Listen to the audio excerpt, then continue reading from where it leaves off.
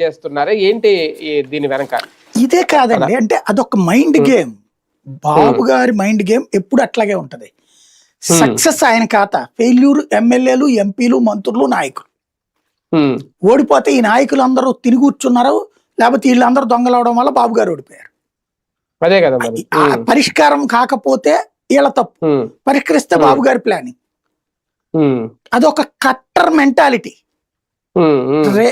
నిమిషం అదొకటి ఏంటంటే దైవత్వాన్ని ఆపాదిస్తారు. ఒకప్పుడు ఎన్టీఆర్ కి, తర్వాత బాబు గారికి, ఇప్పుడు లోకేష్ కి దైవత్వాన్ని ఆపాదిస్తారు.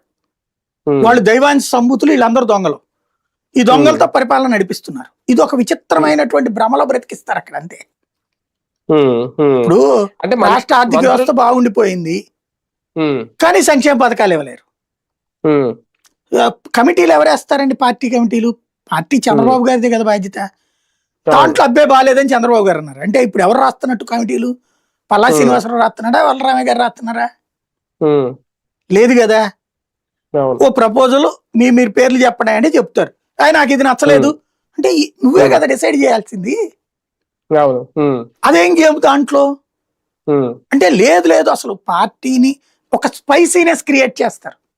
కమిటీలు వేశారు అంటే అసలు మీరు పట్టించుకుంటారు? అది పట్టించుకోరు.